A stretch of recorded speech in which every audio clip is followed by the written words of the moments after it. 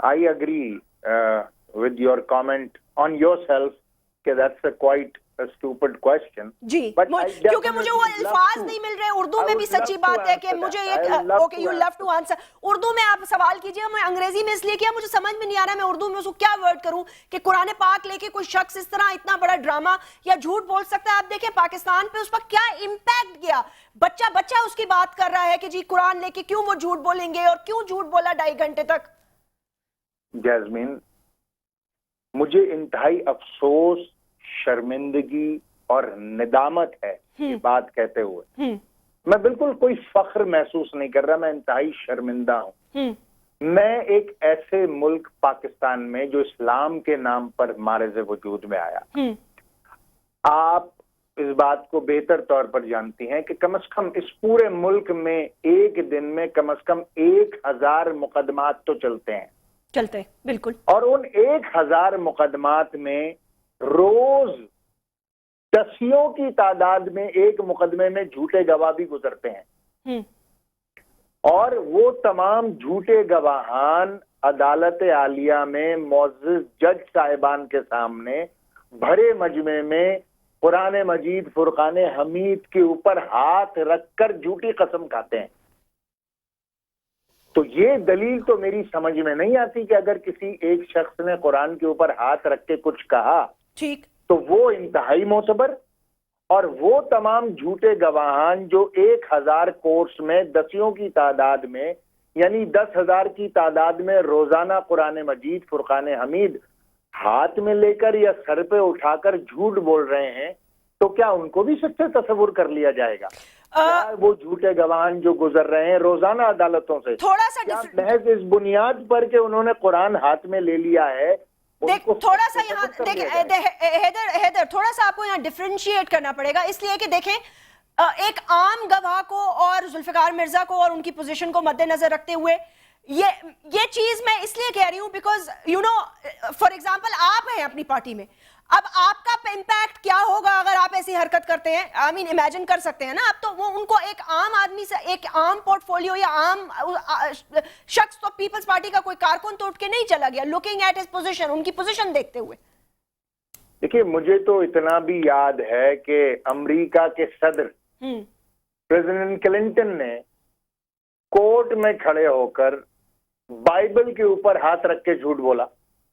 تو اگر صرف پوزیشن ہی میٹر کرتی ہے قرآن اٹھانے میں تو میرے خیال سے صدر ریاست ہائے متحدہ ہمارا امریکہ جو ہے وہ دنیا کا سب سے طاقتور ترین شخص ہوتا ہے.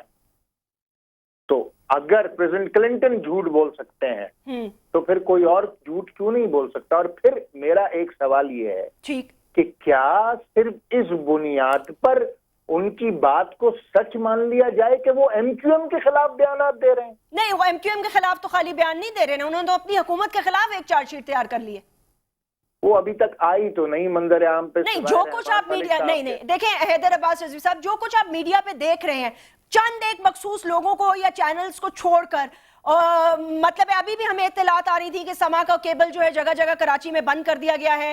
پھر آج جو ہے وہ مصطفیٰ کمال صاحب نے بھی اینکرز پہ میڈیا پہ بڑی تنقید کی. آئی تھنک ہم نے بڑی بیلنس رپورٹنگ کی ہے، بیلنس ویوز لی ہیں.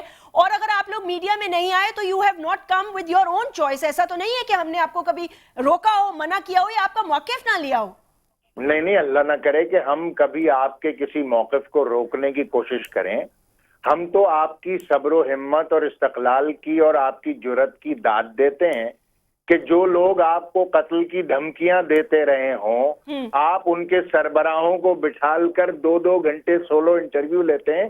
تو یہ تو انتہائی قابل جرات اور قابل بہادری بات ہے جو آپ نے کردار ادا کیا کہ آپ کو قتل کی دھمکیاں انہی لوگوں نے نہیں دی ہیں. کیا یہ بات ریکارڈ پر نہیں ہے؟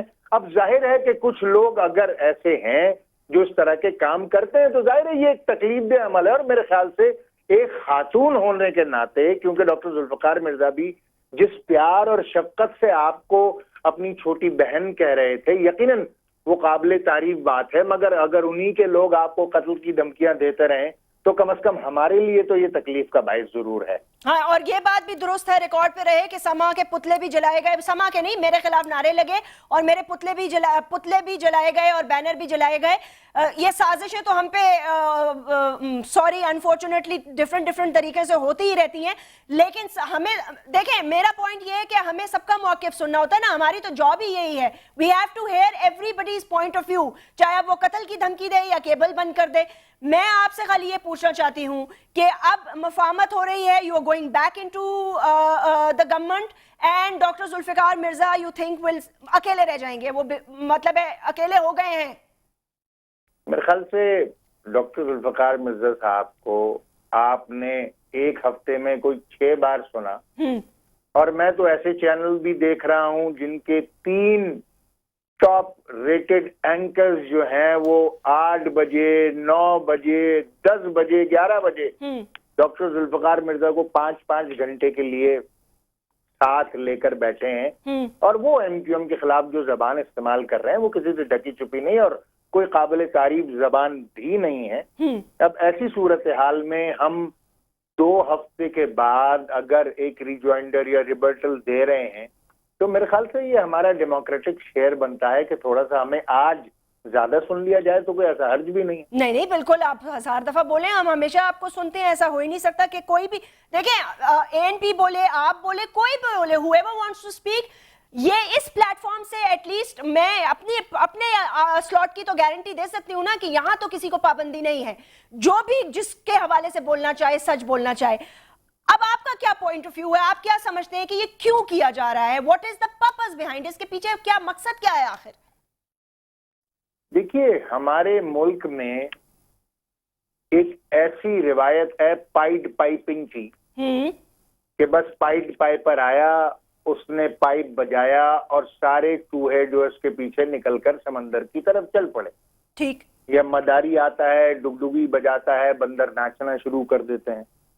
اب ایک ایسی صورتحال میں جبکہ ڈاکٹر ذوالفقار مرزا کو خود ان کی پارٹی ڈس اون کر رہی ہے، ان کی حیثیت ایک سنگل انڈیویجول پاکستانی سے زیادہ کی نہیں ہے، اس کو پاکستان کے تمام نشریاتی ادارے 4 اور 5 گھنٹے کی جو ہے وہ ہیئرنگ دے رہے ہیں، اور وہ ہر چینل پہ بیٹھ کر جس طریقے سے ایم کیو ایم بیشنگ کر رہے ہیں، آپ مجھے بتائیے کیا یہ مناسب رویہ ہے؟ اور پھر ایسے الزامات جس کی ہم نے ایک بار پریس کانفرنس کر کے فیصل سبزواری بھائی نے اس کو کلیریفائی کیا، مگر اس کے بعد پھر نئے الزامات، اور پھر ان کو کلیریفائی کریں تو پھر نئے الزامات، اور پھر کلیریفائی کریں تو پھر نئے الزامات.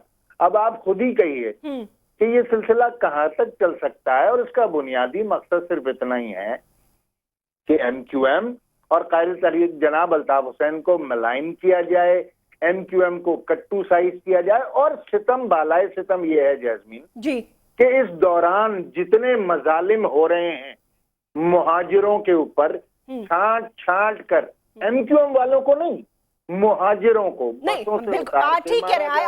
I asked him this question، میں نے اسپیسیفکلی پوچھا ان سے، جو ہے ان کے ٹکڑے کیے جا رہے ہیں، سر تن سے جدا کر کے بوریوں میں ڈال کر پھینکے جا رہے ہیں، لوگ جو ہیں بسوں میں بند کر کے آگ لگائی جا رہی ہے، اور کوئی میڈیا اینکر، کوئی ہمارا دوست اس پر بات کرنے کو تیار نہیں ہے. تو یہ ایک المناک صورتحال تو ہے، اور ڈاکٹر ذوالفقار مرزا کو مکمل وقت دیا جا رہا ہے کہ وہ بیٹھ کر ایم کیو ایم بیشنگ کرتے رہیں. تو یہ تو انتہائی تکلیف دہ صورتحال ہے، اور ظاہر ہے تالی ایک ہاتھ سے تو نہیں بچتی. ٹھیک ہے، لیکن آئی ڈونٹ تھنک کہ ہم نے ایسا کچھ کیا ہے، ایٹ لیسٹ میں نے نہیں کیا. آپ خدا نہ خواستہ، میرا مقصد کسی ایک شخصیت کے لیے نہیں. ٹھیک ہے، کیونکہ میں نے ٹارگٹ کلرز کے حوالے سے بھی پروگرام کیا. آج میں نے جو چیف جسٹس نے ANP کے لوگوں کی بس جو جلائی، جس میں اردو سپیکنگ مارے گئے سارے، جلایا گیا ان کو، اس کی جو FIR پڑھوائی چیف جسٹس صاحب نے، میں نے اس کے حوالے سے بھی بات کی، اور یہ سارے سوال میں نے ذوالفقار مرزا صاحب سے بھی اٹھائے. میرا ہرگز مطلب یہ نہیں ہے کہ کسی کو میں بالکل ہی کارنر کر دوں آپ کا نام لے کر یا کسی اور کا نام لے کر. جو بات میں کر رہا ہوں اس کے جنرل بات کریں. 18 کروڑ ہیں. ٹھیک ہے، 18 کروڑ، 1 8 2 4 6 8 10 15 20 نہیں ہے. ٹھیک، میری بات کے گواہ 18 کروڑ ہیں، اور مجھے قرآن اٹھانے کی ضرورت بھی نہیں ہے اس کے لیے. ٹھیک. اس کا اختتام کیا ہوگا؟ آپ سپریم کورٹ کی کوئی آپ نے تو رجوع بھی کیا تھا رجسٹرار سے، اس حوالے پہ کیا ڈیولپمنٹ ہوئی ہے؟ نہیں، ہم ڈاکٹر فاروق ستار کے ساتھ میں گیا تھا جی، ڈاکٹر فقیر حسین جو رجسٹرار سپریم کورٹ ہیں، جب یہ سپریم کورٹ نے ڈسیژن لیا تھا کہ وہ سوموٹو ایکشن لیں گے، تو اس میں ہم نے ڈاکٹر فقیر حسین صاحب سے یہی بات کی تھی کہ ہم کس طریقے سے معاونت کر سکتے ہیں، وہ کیا طریقہ کار ہو سکتے ہیں جس میں ہم سپریم کورٹ کو اسسٹ کر سکیں. ٹھیک. اور ہم نے انیشلی فیصلہ یہ کیا تھا کہ کیونکہ سپریم کورٹ آف پاکستان نے سوموٹو ایکشن لیا ہے، لہٰذا سپریم کورٹ آف پاکستان کو سیاسی اکھاڑا نہ بنایا جائے. ٹھیک ہے. میرے خیال سے ایم کیو ایم وہ آخری جماعت ہے جو کہ سپریم کورٹ کی اس سماعت سوموٹو نوٹس پر اپنے آپ کو فریق بنانے جا رہی ہے. دیگر جماعتیں تو وہاں سے پہلے وہ آ گئیں، اور کیونکہ الزامات کا ایک سلسلہ سپریم کورٹ میں شروع کیا گیا، اس لیے اب ہماری مجبوری بنتی ہے کہ ہم وہاں جا کر اپنا نقطۂ نظر اور اپنا پوائنٹ آف ویو کورٹ کے سامنے بیان کریں. ٹھیک ہے. ورنہ کورٹ کو یہ اس بات کا اختیار حاصل ہے کہ وہ ان ایبسینشیا بھی فیصلہ دے سکتی ہے نا. اچھا، میں حیدر عباس رضوی صاحب ایک لاسٹ کوشچن آپ سے یہ کرنا چاہتی ہوں. یہ میں نے پوچھا تھا ان سے بھی، ڈاکٹر ذوالفقار مرزا صاحب سے بھی، کیونکہ یہ پوائنٹ آج کورٹ میں اٹھایا گیا تھا. کیا یہ بات درست ہے کہ رحمان ملک کے تھرو پریشر ڈلوا کے یہ جو ابھی چکرا کورٹ میں واقعہ ہوا ہے، اس میں جو دو لوگ ہیں وہ کہہ رہے ہیں گورنر صاحب اور رحمان ملک ان کو چھڑوانا چاہتے ہیں اور ان کا تعلق آپ کی پارٹی سے؟ دیکھیے، میں آپ کو بالکل واضح طور پر بتاؤں جاسمین جی، کہ کراچی میں جو دہشت گردوں کے خلاف آپریشن ہو رہا ہے اس میں تمام ہی طریقے کے لوگ اکراس دا بورڈ پکڑے گئے ہیں.